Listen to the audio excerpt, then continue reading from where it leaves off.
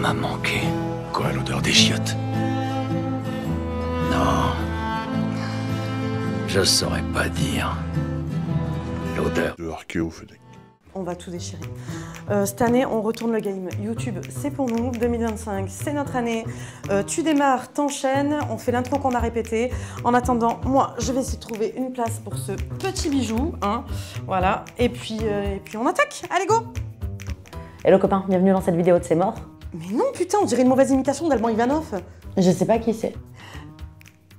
Bon, à toi, tu te contentes de lire le texte, s'il te plaît. Allez. Eh ben allez, on va dans la caravane, là. On va jacter, on va regarder les vidéos, hein. Et après, je te bouillave, Narvalo. Mais attends, mais t'as essayé d'imiter qui, la Brad Pitt ou la Boiserie? Oh, mais bravo, hein. Bravo, le clan des vulves, hein. Ah non, mais on vit un grand moment YouTube. Hein. Je sais pas si on va passer à la suite. Bah, déjà parce qu'il faut le temps qu'ils se remettent, hein. C'est pas près d'arriver.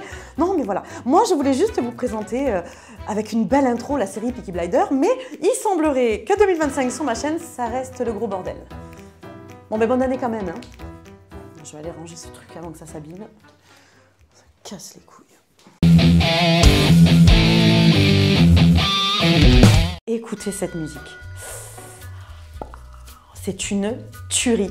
Par contre, je peux plus du tout la dissocier de la série. Chaque fois que je l'entends, je vois Thomas Shelby sur son cheval. Bien sûr que l'on va parler de la série Peaky Blinders, mais bien entendu. Par contre, il y a 6 saisons. On va se contenter de la première, hein, voilà, histoire de ne pas faire trop long, même si ça sera un petit peu plus long que d'habitude. D'ailleurs, j'en profite pour remettre les phallus au fond des trous. On dit l'église au centre du village. Je suis pas croyante. Mais aucun rapport, c'est une expression. Hein. Est-ce que vous savez ce que c'est qu'une aubergine? Je veux pas savoir ce que tu fais de tes soirées. Non mais c'est parce que vous parlez de phallus, alors du coup ça m'a fait penser à ça. Alors je serais tentée de te répondre un légume, mais je sens que c'est pas ça que tu veux nous dire. Et non, une aubergine c'est pas qu'un légume, je vous apprends un truc. Hein. Allez regarder sur internet. Vous aussi d'ailleurs. On va regarder parce que ça m'intrigue quand même. Mais pourquoi en fait? Pourquoi? À quel moment dans ta vie tu vas chercher ça? Pourquoi, c'est quoi? Hein? Attends, je cherche. Je vois des légumes. Hein.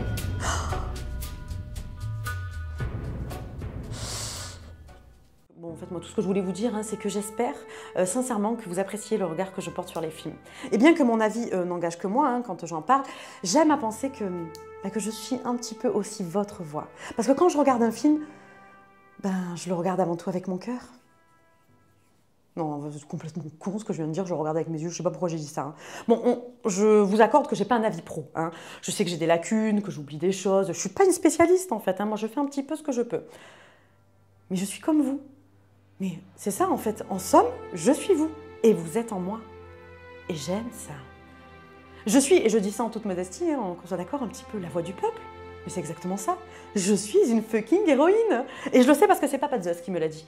Mot pour mot, il m'a dit... Le vrai héros ne se mesure pas par la grandeur de sa force, mais par la force de son cœur. Peaky Blinders, c'est quand même une fucking série. Moi, elle se trouve dans mon top 5 des meilleures séries. Et ben, si vous ne l'avez pas encore vue, je vous conseille fortement d'aller la mater parce qu'elle vaut le détour. Et surtout pour sa photographie léchée. Mais ferme-la tout jamais. Mais sans déconner, qui parle comme ça? Ça veut dire quoi ça? Une photographie léchée? En plus, il aime ça. Mais en fait, ça veut dire que tu termines et perfectionnes un travail dans le moindre détail. Par exemple, ça voudrait dire au cinéma que tu rends une scène absolument parfaite, tant par son esthétisme, que par sa lumière, le cadrage, le placement de l'acteur, le choix du costume, les accessoires. T'es sûr de toi? Alors non, mais c'est la seule explication que j'ai trouvée sur Internet. Hein. Alors non, c'est pas vrai, parce que j'ai trouvé d'autres explications sur Internet pour le mot léché. Hein. Mais on va encore dire que je pense qu'à ça, ce qui est totalement vrai. Et du coup, on va peut-être passer à la suite. Parlons bien, la série Peaky Blinders est sortie en 2013 et son créateur Steven Knight nous a offert là un chef-d'œuvre absolu qui ferait fermer leur bouche à tous ceux qui pensent que les séries ont moins de valeur que les films. La série, elle se déroule en 1919, elle nous plonge dans un univers purement british. D'ailleurs, si vous adorez cet univers-là, regardez la série Sherlock Holmes parce qu'elle est tout aussi géniale et elle vaut le détour. Sauf que là, bon, Peaky, elle nous plonge plus dans un Birmingham qui est sale et sombre. D'ailleurs, c'est à peu près le même état dans lequel je suis après mes cuites. Hein. Nous sommes en pleine après-guerre où le fascisme monte en puissance. Les grèves éclatent, la révolution industrielle est en marche. Par contre, regardez comme c'est crade, ils vivent vraiment dans la crasse. Même mes gosses, ils nettoient mieux leur cave qu'eux. Je vais vous présenter les Peaky Blinders, hein, voilà, c'est eux. Et la famille Shelby, c'est des Romanichels en fait qui règnent sur la ville. Et quand on les voit quand même, on se dit que c'est classe, hein, l'époque, le style, tout ça. Alors par contre, quand on regarde les nôtres... Et là, tu vas repartir mal, mon copain. On a, disons, les les gitans qu'on mérite. Non mais je chambre un petit peu, mais il n'y a que dans la série en fait qui sont classe les Peaky Blinders. Parce qu'ils ont vraiment existé en fait, je vais vous montrer les photos. Hein. Voilà, bon, ils ont rien de commun avec la série si ce n'est le nom. Parce qu'ils font peur à personne, ils n'avaient pas d'ambition, pas franchement de charisme, hein. Enfin moi je trouve pas. Et alors lui, et vous n'êtes pas d'accord avec moi, qu'il aurait pu créer le parti Chasse, Pêche et Tradition? Bon, parlons un petit peu de la série et laissez-moi vous présenter notre très cher Thomas Shelby, chef des Peaky, qui a volé des armes à la couronne et s'est foutu clairement dans la merde. Bien qu'il te finisse pour 9 Tu heures. frappes jamais avant d'entrer, toi. Winston Churchill, qui veut récupérer cet arsenal volé, va embaucher l'inspecteur Campbell. J'ai dépensé sans compter. Un homme, ma foi, tout à fait charmant. Allez, chiale maintenant. Campbell va soupçonner les communistes, et notamment le communiste Freddie Thorne, mais aussi d'ailleurs les Peaky Blinders, hein, d'avoir volé l'arsenal. Il va donc, en toute logique, attraper celui qui pense être le chef des Peaky, Arthur, pour l'interroger. Maintenant, je veux que vous me suciez toutes les deux avant que la populace débarque. On s'active, allez. Enlève ça. Hey, c'est quoi ce bordel? Ah non, je suis pas d'accord là, c'est pas correct, on peut même plus tailler en paix, mais où va le monde? Campbell interroge Arthur avec force. Putain, rends l'argent, Pierre, arrête tes conneries. Comme il s'aperçoit qu'il ne sait absolument rien, hein, il finit par le relâcher, sauf que Campbell a plus d'un dinosaure dans sa poche. Et il envoie son espionne Grace se faire embaucher dans le bar où les Peaky ont l'habitude d'aller, c'est un petit peu leur repère, afin de découvrir s'ils sont, oui ou non, impliqués dans le vol. Et regardez-moi ce plan. La lumière dans l'ombre, la beauté dans le chaos. Elle traverse la rue et trouve du travail. Mais ce n'était donc pas une légende? Grace va faire la rencontre de Thomas. Tu es une putain. Ah mais moi je trouve que c'est légitime, c'est important de savoir s'il faut payer à la fin, ou même si elle est majeure. Hein. Sinon, tu n'es pas à ta place ici. Grace, elle va finir par avoir le syndrome de Shelby. Alors ce sera tout le temps comme ça, hein? Tu m'attendras à la maison et tu me diras, c'est à cette heure-là que tu rentres. Et en même temps, on va s'arrêter 2 petites secondes sur les images, hein, parce que qui n'aurait pas envie de se faire tambouriner la croupe par le pro de la fête foraine? Ah mais moi, juste il me parle et zabardi. En parallèle, il faut aussi savoir que Thomas est passionné de course hippique. Il veut absolument avoir l'entièreté du business des paris côté légal comme illégal. Sauf que ce marché, il appartient déjà à un certain Kimber. Parlons un petit peu de Thorne. Et profitez bien du perso parce que vous le verrez que dans une seule saison. Et c'est bien dommage d'ailleurs parce qu'il aurait mérité d'être vachement plus développé. C'était un personnage hyper intéressant, mais il semblerait que l'acteur avait mieux à faire ailleurs. Voilà. Donc le mec est aussi fiable que moi quand je dis que je vais être végane. Vous m'avez jamais entendu dire ça? Ben voilà, c'est normal. Freddie Thorne, c'est l'ancien meilleur ami de Tommy, ils ont grandi ensemble et il lui a même sauvé la vie à Tommy quand il combattait en France dans les tranchées pendant la Première Guerre mondiale. J'entends parler de raclée et de lame de rasoir, je regrette de ne pas t'avoir laissé prendre cette balle en France. Mais comme leur avis diverge, ils se sont éloignés. Freddie, au passage, bon, pourquoi pas, hein, se tape la sœur de Tommy, le petit coquin. Il va même finir par l'épouser et lui faire un enfant, ce qui a tendance à légèrement énerver Tommy. Bon, allez, montez dans ce maudit train et partez loin d'ici. Ah, c'est un peu radical quand même. Hein. Il est temps de vous parler de Tata Polly. Et qu'est-ce qu'elle a à nous dire, Tata Polly? J'ai tué un policier de sang-froid. Avec un flingue. Et ben voilà. Non mais en vrai, dans la vie, je pense qu'on devrait tous avoir une Tata Polly auprès de soi. Hein, c'est qu'elle en a déroulé du câble, la coquine. Hein. Ils ont eu Internet avant l'heure là-bas grâce à elle. Hein. C'est sûr. Hein. Moi, quand je serai grande, je veux être comme Tata Polly. En tout cas, je pense que j'en prends le chemin. Tata Polly. Qu'est-ce qu'elle devient, Grace? Eh ben Grace, elle va finir par trahir Tommy. Thorne va finir par être arrêté et les armes remises à Campbell, qui, au passage, va avouer un petit peu ses sentiments à Grace. Accepteriez-vous de m'épouser? Arrête, papa. Je t'ai dit qu'on le ferait plus.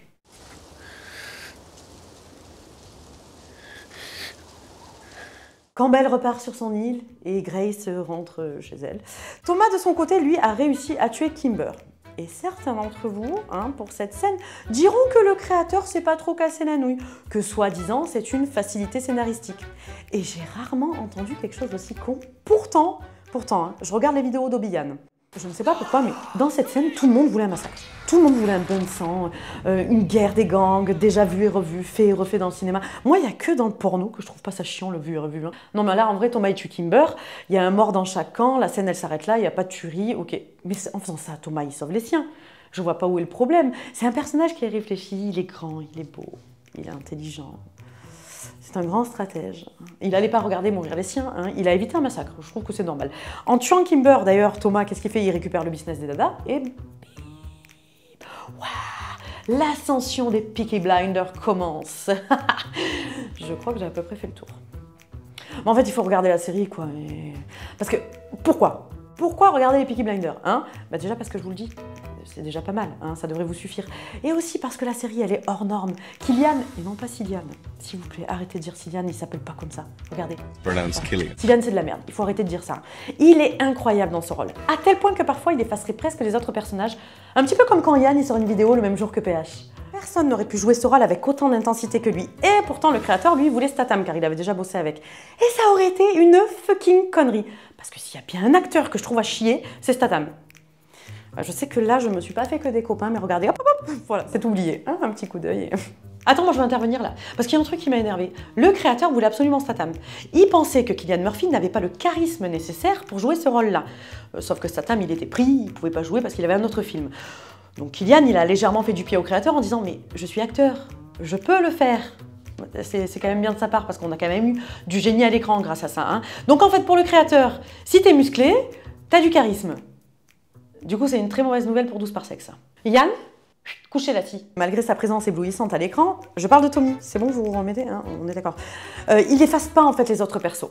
Parce que tous sont super bien écrits. Ils ont tous une personnalité différente, captivante. Tous les rôles sont importants pour l'histoire, hein, à tel point que on a l'impression qu'il n'y a même pas de rôle secondaire par moment.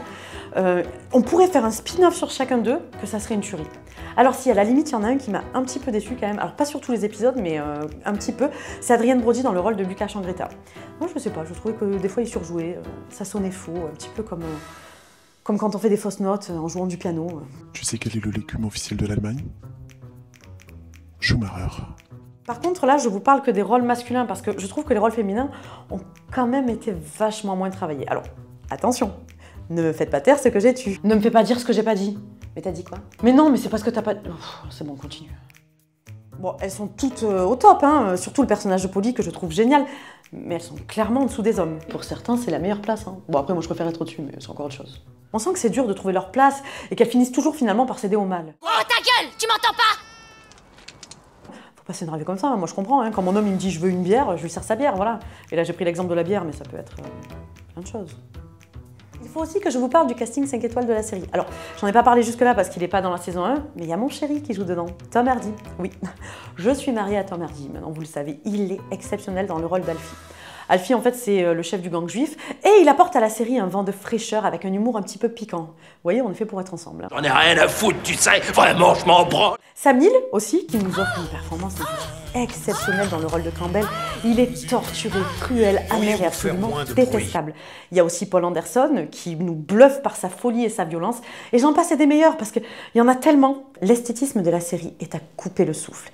Chaque prise est parfaitement réalisée et pensée. La longueur des scènes, qui a pu être reprochée d'ailleurs au réalisateur, est en fait là pour poser l'ambiance, pour nous laisser nous imprégner, nous téléspectateurs, nous donner l'impression qu'on fait partie de l'histoire. Ça amène à un réalisme totalement poignant. Le jeu de lumière est très présent aussi dans chaque scène. Il est là pour intensifier les regards, pour souligner les personnages, comme Grace par exemple, qui est représentée souvent avec une lumière douce, car elle représente la douceur et l'innocence. Les Peaky Blinders, eux, sont représentés sur un ton très froid. En fait, chaque scène nous amène à un tableau parfait. Oh, putain, je vois trouble. C'est le manque d'humour, je me dessèche. Ah bah non, ça c'est pas possible. Moi me dessécher. Alors j'avoue que c'est pas anodin si je vous parle de cette série aujourd'hui, c'est parce que le tournage qui était jusqu'alors en préparation est terminé. Alors on n'a pas encore la date de sortie, mais ça serait tardé. Et j'ai hâte de voir s'il va tenir toutes ses promesses et répondre aux questions surtout qui sont en suspens, parce qu'il y en a beaucoup. Et si on se faisait un petit coin info inutile? Qu'est-ce que je peux vous dire en termes d'infos inutiles? Ah bah si, je peux vous dire que Tom Holland, en fait, il va peut-être jouer dans le film. Il voulait déjà jouer dans la série, mais il n'avait pas pu, du coup il a refait du pied au créateur, et le créateur est carrément chaud pour le prendre. Ça sort de ma bouche, bien sûr que cette phrase est à double sens. Hein. Et vous voyez toutes les clopes là que Cillian y fume, hein, toutes celles-là, et bien en fait elles sont factices. Parce qu'en vrai l'acteur est non fumeur, du coup la production lui fournissait des fausses cigarettes à la rose, je crois, ou un truc comme ça. Je sais plus exactement, mais il me semble que c'est ça. En tout cas c'était un truc parfaitement dégueulasse. Et rien que pour la première saison, il en a consommé 3000.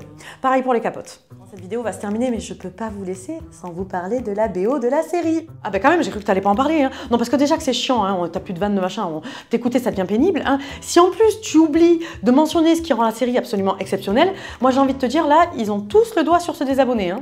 Je commence à les connaître et crois-moi, c'est pas là qu'il est leur doigt. Mais bien sûr que je vais parler de la BO. Nick Cave, Tom Waits, Arctic Monkeys, PJ Harvey et tellement d'autres génies qui forment une BO incroyable, unique. Alors oui, moi je vais pas tous vous les citer, il y en a plein d'autres, hein. Ça va être chiant sinon. Alors si j'ai oublié le vôtre, ça vous vexe et vous êtes énervé, hein. Le mieux, vous envoyez un fuck à PH. Voilà, vous allez sur le compte du Point Genius, là, sur YouTube, et vous lui mettez un petit commentaire avec un fuck. Ça va vous soulager, hein, vous verrez. Hein. Et vous marquez bien que c'est de ma part parce qu'il adore mes doigts. Mais je sais pas, je sais plus là. Chaque musique est méga surprenante dans la série. Elle est totalement inattendue, mais qui s'accorde toujours parfaitement avec les scènes. La musique, elle est d'un autre temps, elle devrait pas du tout coller avec l'époque, et pourtant, elle est idéale. Elle donne un rythme, un souffle, une ambiance. À chaque fois, les morceaux choisis, c'est la coco sur la palmade. La cerise sur le gâteau. Ouais, c'est ça. Et vous savez qui trouvait la série tellement extraordinaire à tel point qu'il voulait absolument qu'un de ses titres apparaisse dedans, hein, et qui fait d'ailleurs que cette série sera définitivement un chef-d'œuvre, hein, l'immense, le légendaire, le très grand David Bowie, qui malheureusement nous aura quittés avant de pouvoir entendre son morceau Lazarus dans l'épisode 5 de la saison 3. Look up here, man, I'm in danger. I've got nothing left to lose. Si ça, c'est pas la preuve que cette série est unique et grandiose, je me casse élever des tatous dans le Larzac. J'ai envie de conclure en vous disant qu'il est important de raconter des histoires à vos enfants le soir.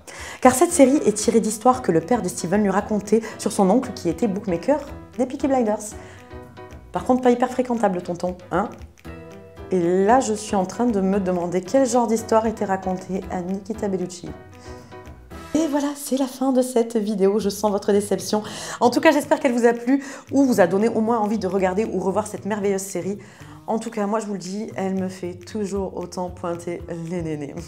Merci à tous de suivre la chaîne. Pensez à partager, à vous abonner, à mettre un petit pouce, voilà, vous le savez. Hein. Par contre, n'utilisez pas le doigt de... Ok, hein. Et puis surtout, régalez-moi toujours de vos commentaires qui me font dire que finalement, elle est peut-être là à ma place. Je vous dis à très vite et n'oubliez pas de rire et de baiser. Et lavez-vous les mains, s'il vous plaît. Look up here, I'm in heaven. I've got scars that can't be seen. I've got drama, can't be stolen. Everybody knows me now.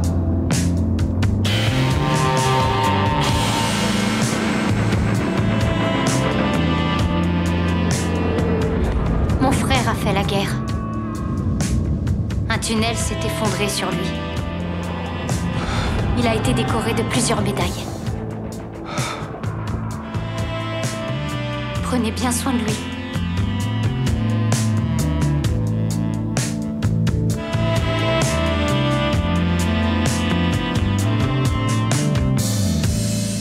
Look up here, man, I'm in danger. I've got nothing left to lose. I'm so high it makes my brain whirl. Drop myself